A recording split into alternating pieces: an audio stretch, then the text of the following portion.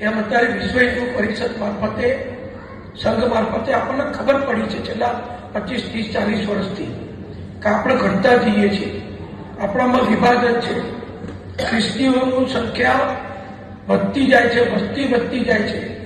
મુસલમાનો વળી એક જુદો વિષય છે. ખ્રિસ્તી અને મુસલમાનના વિષયને બહુ સીધો સંપર્ક કરવાની, જોડવાની બહુ જરૂર નથી. બે અલગ વિષયો છે. એક આતંકવાદીઓનો પક્ષધર છે, દેશદ્રોહીઓનો પક્ષધર છે, હિંસક લોકોનો પક્ષધર છે, અને એક ફોસલાઈ હાથ ફેરવી પટાઈ અને ધર્માંતર કરાવનારા લોકો છે.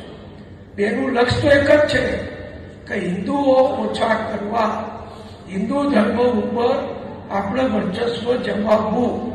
આ વર્ચસ્વ જમાવવા ક્રિશ્ચિયન મિશનરી એ બહુ સિફતપૂર્વક, બહુ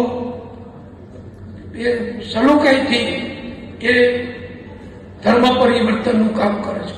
કપડા આપો, ભણાવો, દવાખાનું કરે, નિશાળ કરે, હોસ્ટેલો કરે, અને પેલા લોકો એમની રીતે હિંસક રીતે એક જ વાત કરી એમનું કામ કરે છે.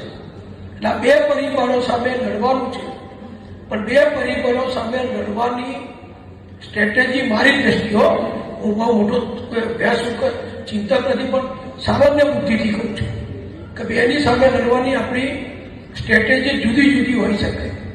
એકની સામે એના જેવું સેવાકીય કામ, એના જેવું શિક્ષણનું કામ, એના જેવું શાળાઓનું કામ એ કરીને આપણા લોકોને આપણામાં જાળવવાના છે. બીજાની જોડે તો બીજાની સામે આપણે વ્યક્તિગત નાગરિક તરીકે તો બહુ ના કરી શકીએ.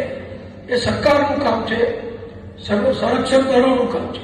અને અત્યારે આપણી ભાજપની સરકાર આવ્યા પછી દિલ્હીમાં બહુ બેખૂબી રીતે બધું ચાલી રહ્યું છે. તમે જુઓ નક્સલવાદ,